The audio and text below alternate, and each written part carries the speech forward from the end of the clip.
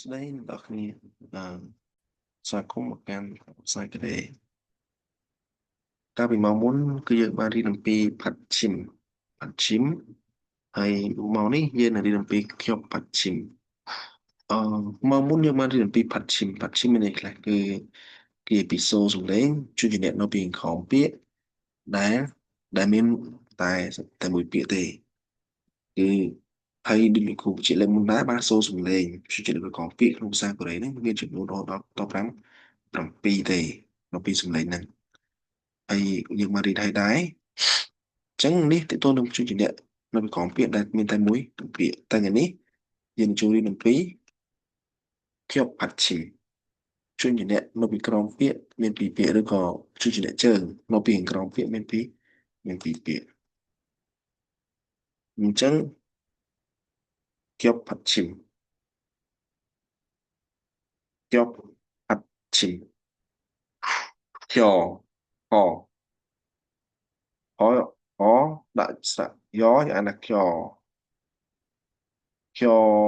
បខ្យប់ផាផអាបបតបាត់ឆឆអេឈីមឈីមខ្យប់ផាត់ឈីមខ្យប់ផាត់ឈីមខ្យប់ផាត់ឈីមនេះយើងប្រើថាជំនជាអ្នកនៅពីក្រោមពាក្យដែលមានពីរពាក្យអូខេយើងអានថាខ្យប់ផាត់ឈីមខ្យប់ផាត់ឈីមចឹងនៅទោះបីជាជំនជាអ្នកនៅពីក្រោមពាក្យមានពីរពាក្យក៏ដោយក៏សំឡេងមានតែ7សំឡេងដែរនៅក្នុងភាសាកូរ៉េដូចយើងរៀនមកមុនអញ្ចឹងដូចគ្នានេះគឺជាតារាងដែលលោកគ្រូនេះមកចំពោះសូរសំឡេងជួយជាអ្នកនៅក្នុងពាក្យដែលមានពីរពាក្យឬជួយជាអ្នកជើងមានពីរពាក្យហ្នឹងមានរហូតដល់10ម៉ែនគ្នា10 11 11ហ្នឹងគឺចំពោះ8ខាងលើនេះចំពោះ8ខាងលើនេះពេលដែលយើងអានគឺយើងប្រកបជួយជាអ្នកពីរផ្នែកខាងមុខជួយអ្នកផ្នែកខាងមុខជួយអ្នកផ្នែកខាងមុខខាងមុខខាងមុខខាងមុខខាងមុខហើយនឹងខាងមុខនេះស្មើអក្សរកអក្សរណូអក្សរឡូអក្សរណូអក្សរឡូបហើយនឹងអក្សរឡូហើយ3ចុងក្រោយនេះគឺយើងប្រកបជាមួយនឹងជួយជាឧបករណ៍ពាក្យតែផ្នែកខាងក្រោយអញ្ចឹងជាប្រកបជាខៀបជាមីមហើយនឹងជាភៀបអញ្ចឹងខៀវនេះគឺស្មើអក្សរកស្មើអក្សរមូហើយនិងស្មើអក្សរបភៀបកាលណាខ្លះទៅជួយមានរូបខំពាក្យវាស្មើនឹងអក្សរបអូខេអញ្ចឹងដើម្បីឲ្យច្បាស់យើងនឹងចូលទៅកាន់ឧទាហរណ៍ទាំងអស់គ្នាអយេឬត្រសយេឬធឺរសយេឬត្រសបែរថាឧទាហរណ៍ថាយើងទៅសេណក់យើងអានណក់ sorry សអូសូអ៊ីរី sorry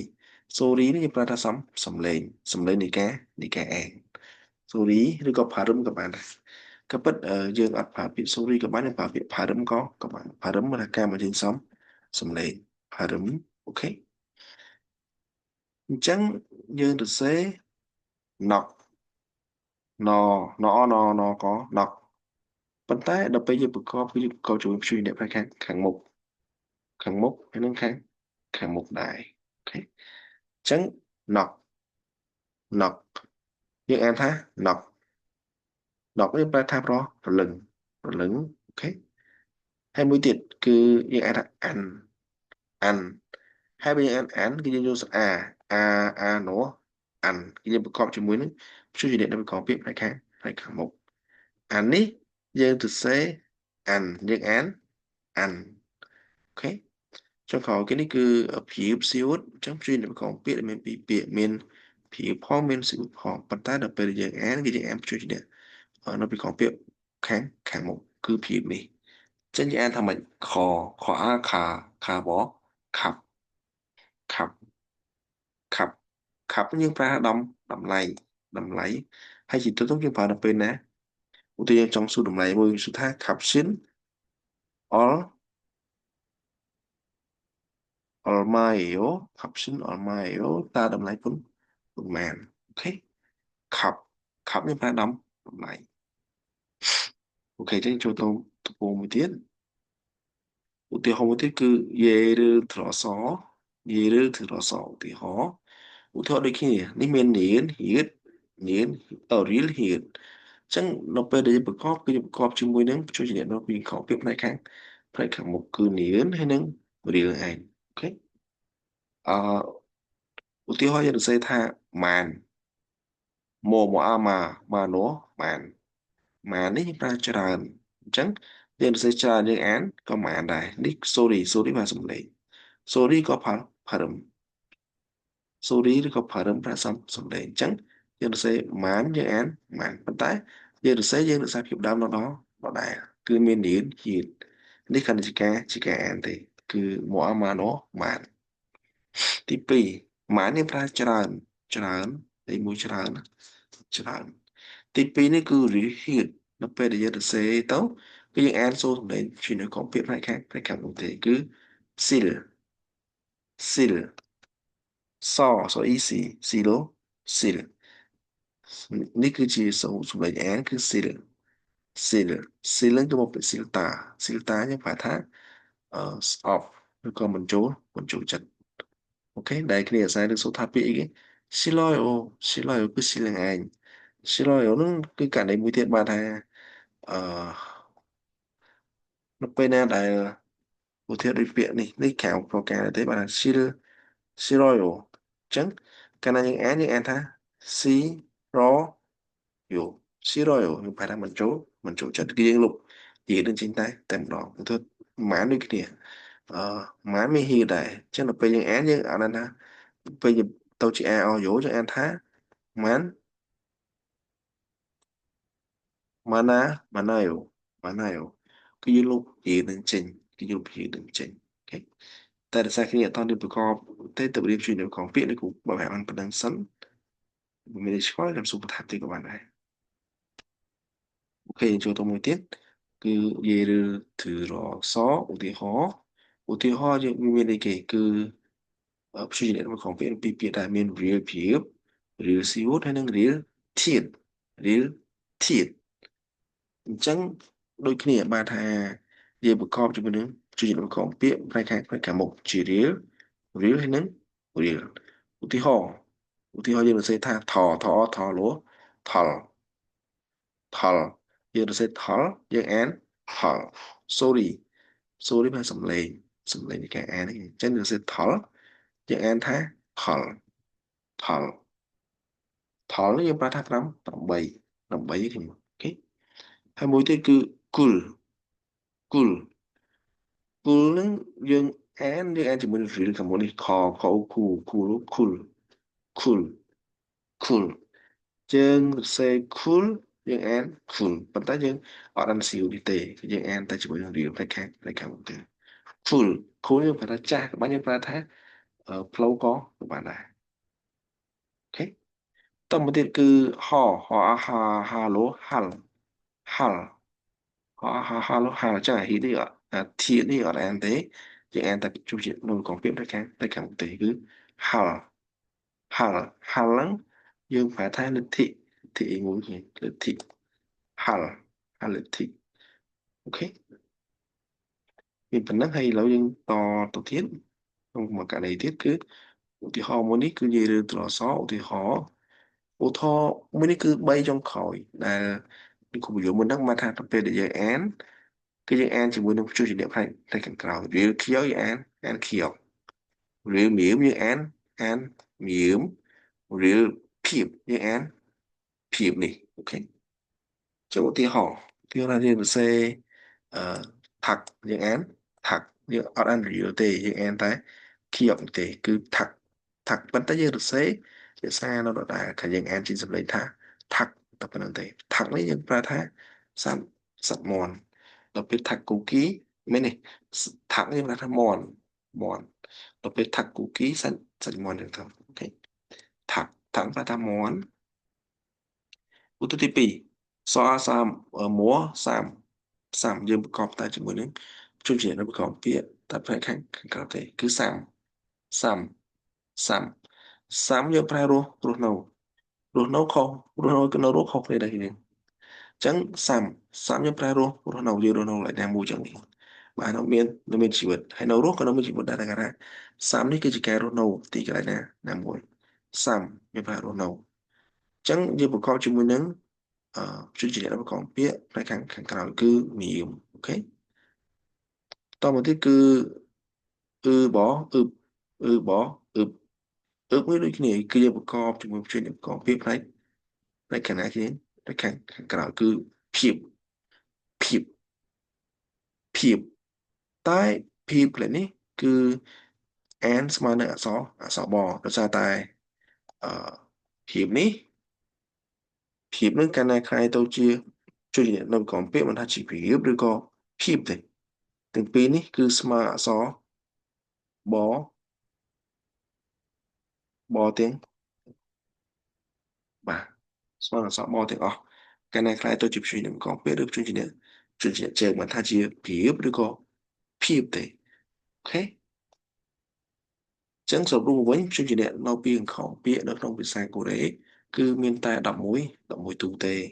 ហើយក្នុងចំណុច11ទូដែរគឺមានតែ3ទូខាងក្រោមទេដែលយើងអានជាមួយនឹងព្យញ្ជនៈផ្នែកខាងក្រោយពេលថាយើងអានជាមួយនឹងព្យញ្ជនៈនៅពីក្រោមពាក្យផ្នែកខាងក្រោយមានរៀលខៀកអានខៀករៀលមៀមអានមៀមរៀលភាពអានភាពអញ្ចឹងបើយើងដើម្បីឲ្យស្រួលចាំយើងចាំតែ3ខាងក្រោមនេះបានហើយ8ខាងលើនេះកាលណាយើងជួបគឺយើងអានពីមុខពីខាងមុខយូរតែម្ដងសំខាន់ឲ្យយើងចេះតិចតែបើសិនជាគ្នាចេះទាំង11តួច្បាស់ទៅទៅល្អអញ្ចឹងសរុបមកវិញបានថាព្យញ្ជនៈក្នុងក្រោមពាក្យដែលមានពីរពាក្យដែលហៅថាខ្ញុំផាត់ឈីមខ្ញុំផាត់ឈីមហ្នឹងគឺមានប៉ុណ្ណឹងមានតែ11ទូទេអូខេបើយើងចង់ងាយស្រួលចាំគឺយើងចាំជួរខាងក្រោមនេះបាទថាជួរខាងក្រោម3ហ្នឹងគឺយើងអានព្យញ្ជនៈក្នុងក្រោមពាក្យផ្នែកខាងក្រោយទាំងអស់អូខេអញ្ចឹងយើងចូលទៅកាន់តារាងទាំងអស់គ្នាកាត់ជីពុបស៊ីតាអញ្ចឹងនៅកន្លែងនេះមិនវិញគ្នាបាទថាជួរទី1នេះជួរទី1នេះគឺក្រោកស្មើនឹងអក្សរកអញ្ចឹងនៅខាងក្រោមនេះគឺស្មើនឹងអក្សរកទាំងអស់ស្មើនឹងអក្សរកទាំងអស់មិនថាក្រោកសង្ខៀកខៀកក្រោកសៀវរៀលខៀកកាលណាខ្លាយទៅជាព្យញ្ជនៈនៅក្រោមពាក្យគឺយើងអានជាសំឡេងខៀកទាំងអស់ហើយមួយទៀតគឺនៀនហ្នឹងគឺស្មើអក្សរណូឬអក្សរណនឹងឯងអញ្ចឹងអក្សរណូស្មើនឹងអក្សរណូអញ្ចឹងមិនថាជានៀនមិនថាជានៀនជាតិមិនថានៀនហៀទេទាំង3នេះកាលណាខ្លាយទៅជាព្យញ្ជនៈក្នុងពាក្យគឺយើងអានជាសំឡេងអក្សរណូទាំងអស់អូខេមួយទៀតគឺ Tigit Tigit ដូចគ្នាស្មើនឹងអក្សរតកាលណាខ្លាយទៅជាព្យញ្ជនៈនៅពីខាងពាក្យអញ្ចឹងមិនថាជា Tigit ធាតុស្យុតសង្ស្យុតហើយនឹងជាតិហើយនឹងជាតិទាំង6នេះកាលណាខ្លាយទៅជាព្យញ្ជនៈនៅពីខាងពាក្យសំឡេងស្មើនឹងអក្សរតទាំងអស់អូខេមួយទៀតគឺ real real ហ្នឹងមិនថាជា real ហ៊ាត real ភាព real សៀវ real ធាតុទាំង5នេះកាលណាខ្លាយទៅជាព្យញ្ជនៈនៅពីខពាក្យគឺយើងអានសំឡេងស្មើនឹងអក្សរឡូទាំងអស់មួយទៀតគឺមៀមគឺស្មើអក្សរម៉ូមិនថាជាមៀមខ្លួនឯងមិនថា real មៀមទេកាលណាខ្លាយទៅជាព្យញ្ជនៈនៅខពាក្យគឺយើងអានសំឡេងស្មើនឹងអក្សរម៉ូទាំងអស់អូខេហើយមួយទៀតគឺព្រាមដូចគ្នាកាលណាទាំង4នឹងខនេះខ្លាយទៅជាព្យញ្ជនៈក្នុងពាក្យគឺយើងអានសំឡេងស្មើនឹងអក្សរបទាំងអស់មិនថាជាព្រាបភាពឬក៏ព្រាបសួត real ភាពទាំងអស់នេះកាលណាខ្លាយទៅជាព្យញ្ជនៈក្នុងពាក្យគឺយើងអានសំឡេងស្មើនឹងអក្សរបទាំងអស់អូខេចុងក្រោយគេគឺយើងរបស់យើងដូចគ្នាបាទថាយើងនឹងគ្នាដឹងឲ្យបាននៅពីខាងមុខសំឡេងស្មើ0តារាងសំឡេងស្មើ0ខាងក្រោយសំឡេងស្មើ0ប៉ុន្តែនៅពីខាងក្រោមសំឡេងស្មើនឹងអក្សរងអូខេចឹងសរុបរួមមកវិញបានថានៅក្នុងភាសាកូរ៉េសូរសំឡេងជួយជាអ្នកនៅពីក្រោមពាក្យគឺមានតែ7សំឡេងតែមានគីយ៉កជាសំឡេងអក្សរកអក្សរណូអក្សរតទី thì cứ đã sao to rỉ là sao lô miếng mà sao mô phiếp sao bó những ý là sao ngô ok cứ miền tập phần lắm hay đầm bay nghe xuống chăm ọt bài đôi những cả này hàng lớn mình chăm bạn hai dân chăm tái chuyên chuyên nhận nó còn chuyên diện nó bị còn biết miền đó là mùi tu còn tái miền tập bay tu thì để dân em phải cần cầu xây những cái dân em chuyên diện tu khoảng một tiếng tiếng cái này chăm bay này hết cứ smart dân chăm tiếng tiếng cho nên cũng đã sai tầm đó tiết đấy nên chăm vào lòng đấy mê tha mệnh mê tha chuyên diện nó bị còn biết khi bắt chim tiền là mối tú đấy cái dân chăm ta bay tu càng khó các bạn này ba thà rìu kia rìu miếng hay nên rìu phim so có so múa hay là so bò và chăm được mấy ní càng lớn cái dân đang là thà an vì càng một cứ chỉ cả sẵn cả tháp về khác cái an của bên mình chụp được khác thì cái tôi xóa vô thành này ok ok ở con tràn cái này cái này như bạn đang cho chăm chú cái này là mong có tiền ở con tràn số xoay tỏ cái này bye bye